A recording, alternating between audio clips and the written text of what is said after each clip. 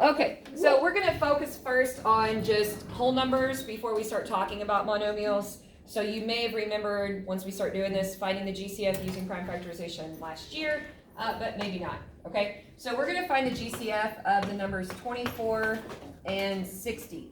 Now, some of you may already know what the GCF is just by mentally doing it. So although I respect that, I want to make sure that we are practicing showing how to do it in this method, all right? First, we want to write the prime factorization of each one of these numbers. So remember, when you find the prime factorization, you're doing factor trees. So for 24, I want to think of two numbers I can multiply together to get 24. I don't want to use ever a 1 in my factor tree. I'm going to use 2 times 12. And in the notes over e-learning, I talked about circling the prime numbers. That helps you identify those prime numbers in your tree, and it also kind of tells you to stop. You don't do any more branches. For 12, I'm going to do 2 times 6. Again, 2 is prime. And for 6, I'm going to do 2 times 3.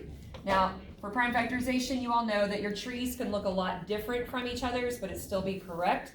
Even if your tree might have looked different than mine, we should have still ended up with these same 4 factors. Now, I am not going to write this as 2 to the 3rd power times 3. I'm actually just going to write it 2 times 2 times 2 times 3. Okay, so over here I'm going to write my 24 is 2 times 2 times 2 times 3.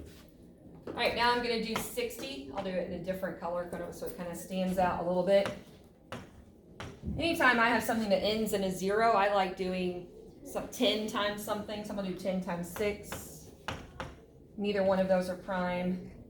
10 would be 2 times 5. 6 would be 2 times 3. And you want to make sure when you write these 4 prime numbers that you write them in numerical order. So for 60, I'm going to write 2 times 2 times 3 times 5. Okay, so nothing should be new about that at all. Again, that was just writing the prime factorization, and I'm not using exponents. So to be able to find the GCF, I am going to look at my list of prime numbers for 24 and my list of prime numbers for 60, and I'm going to see what they both have in common.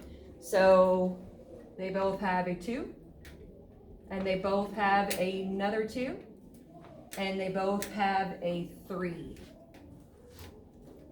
So what they have in common is 2 times 2 times 3. And what does 2 times 2 times 3 equal? 12. So 12 is the GCF.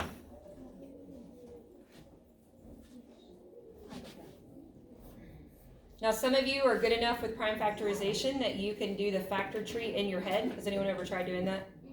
No. You all are pretty good with numbers. I do the factor trees just in my head. But if you aren't comfortable doing that, then obviously don't do it. I'm not telling you you have to. But I do want you to know that that is an option of being able to just write the prime numbers out without actually having to write down the tree if you choose. Okay, let's do one where we have, instead of just 2 numbers, we have 3 numbers. Let's use the numbers 16, 32, and 40. Do you need me to show you how I do a factor tree in my head? Let me kind of talk through that. Would that be a good thing or? Good, yeah. All right.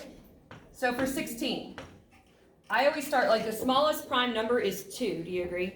Yeah. Okay. And I want my prime numbers in numerical order. So I always start with 2. And I think, can I do 2 times something to get 16? Yep. 2.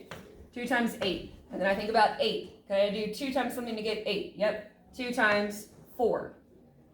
4 would be 2 times 2. Well, there it is. 2 times 2 times 2 times 2 is 16. Now 32, what do we know about 16 and 32? Anything?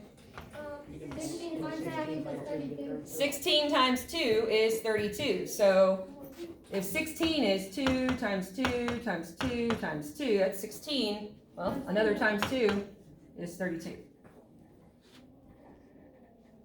Now 40, we can't use it, what we already have up here. So I'm going to start back. Again, I'm going to think 2 times something to get 40? Yeah. 2 times 20.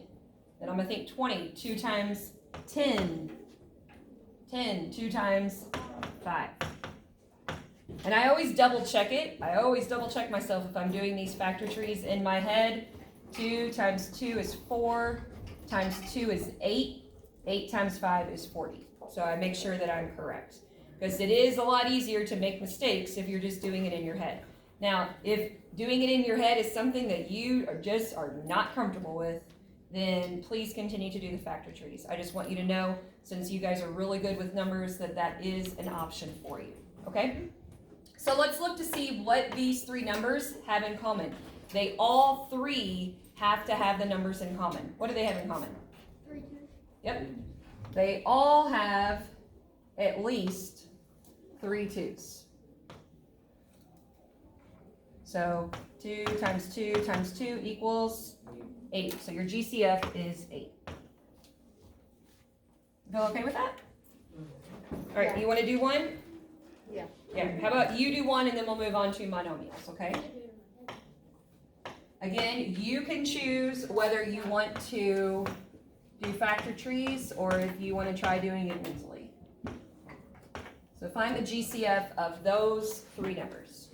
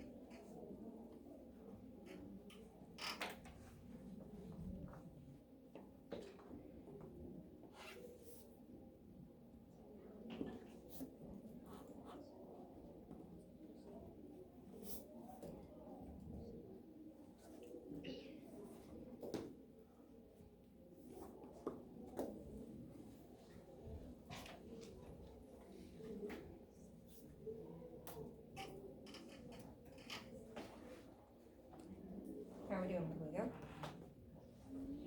All right, so I'm going to mentally think through this so you can kind of see what I'm doing in my brain as I'm writing these prime numbers.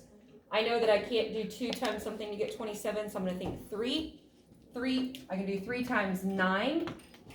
9 would be 3 times 3. So 27, 3 times 3 times 3. For 45, can't use 2, but I can use 3. 3 times 15. And for 15, I can do 3 times 5. So again, we want to make sure that we write these numerically. That's going to help us then find things that match up, okay? 90, I can use 2. 2 times 45. For 45, I need to think, well, I can't use 2. Could I use 3? Yes. 3 times 15. And for 15, 3 times 5.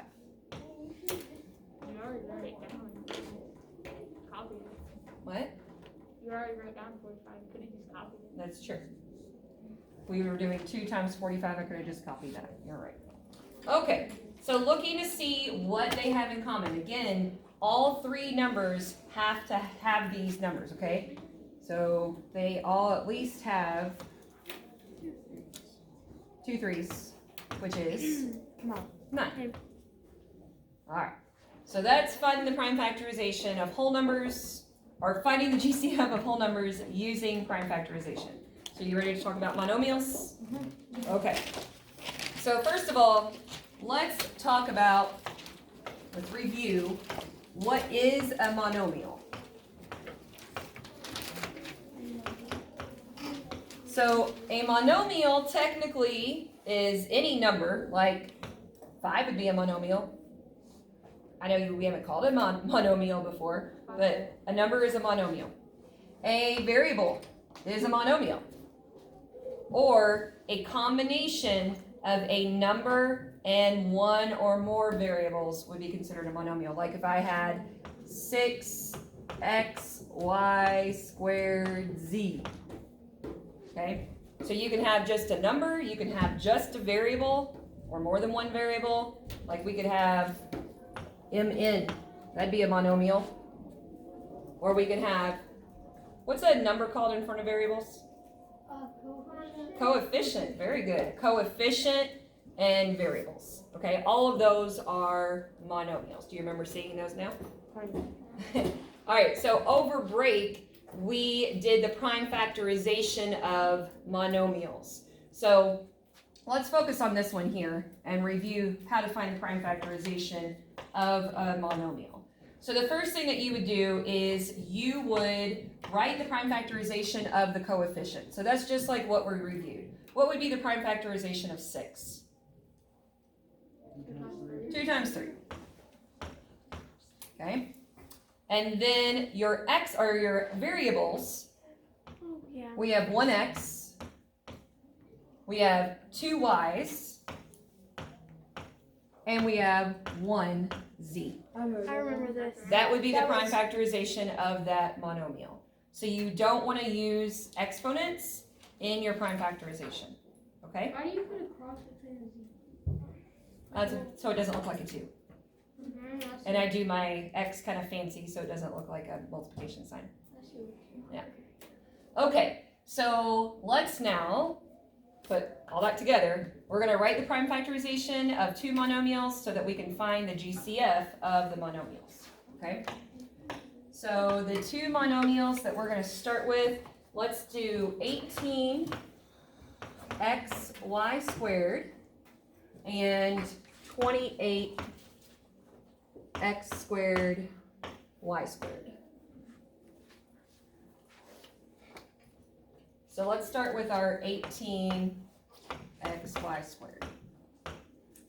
So again, for your 18, you can do the factor tree. Or if you're like, oh, I feel like I can do it in my head, then do it. 18 would be 2 times 9. 9 would be 3 times 3. So 2 times 3 times 3 is your 18. I have 1x and I have 2 y's. We're okay with that? Yep. All right. So let's move on to our other monomial, 28x squared y squared.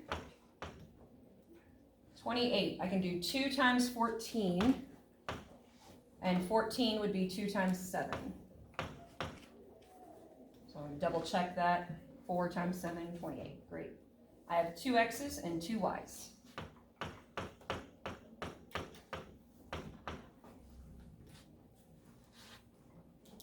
And just like we were doing for the whole numbers, we're going to find what they have in common. What numbers do they have in common? 2. They have a 2. And what letters do they have in common? X and the 2 y's. 1x and 2 y's. So when we write this prime factorization, we're going to write 2x y to the second power. That's the answer? That's the answer. That's the GCF of those 2 monomials. Now I want to go ahead and tell you, as far as putting exponents into a Google form, you would do 2xy. Do you know what you would use to show us an exponent? Anyone? Yeah. You'd use that, like that up arrow, carrots people are saying, and a 2. That's how you would show it's an exponent. So it doesn't look super great. Okay? Just make sure that you don't have spaces in between things. So 2xy It's that upper arrow is, I don't remember what number it's above on a keyboard. It's above the 6. It's above a 6 on the keyboard. So you'd hit Shift, 6, and then your 2. Alright? Wait. Okay. You okay with that? Alright, let's do another one. How about, I'll let you try this one, okay? How about we do 12 m squared n cubed and 70 m n squared.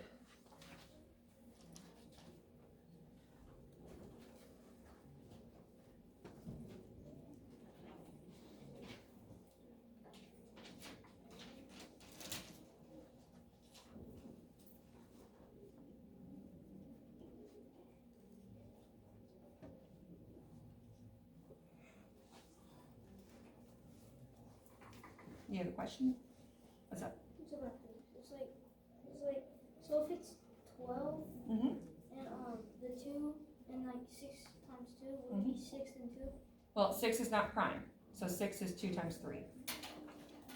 Oh, so it'd be 2 times 2 times 2. Yep.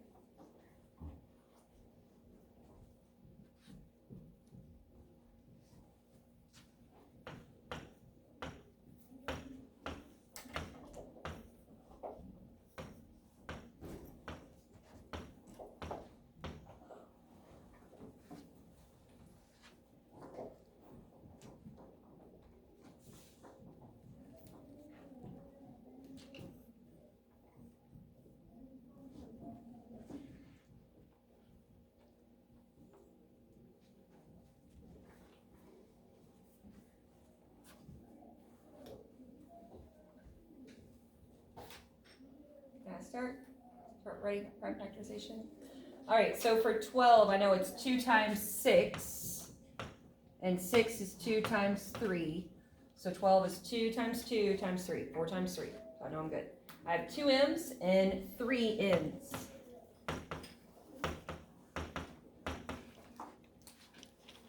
For 70, I can do 2 times 35, and 35 would be 5 times 7.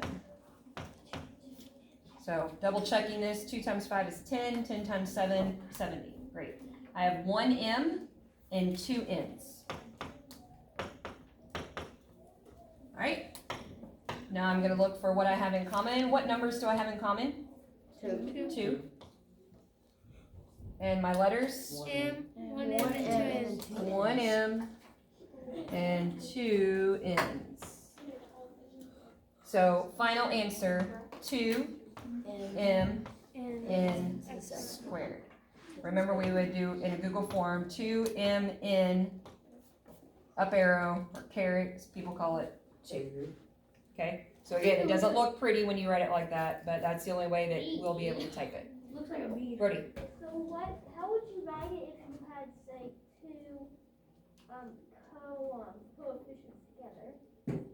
Like, You would multiply the coefficients okay, together. what sign would you use? An asterisk? Are you meaning, like, let's say that they both have a 2 and 3 in common? Yeah. So you would have 6 down here in your answer. Oh, yes. So, Okay. All right, you want to do one more, or you feel you're good? Good? Okay. Yeah. No, dude, Yeah.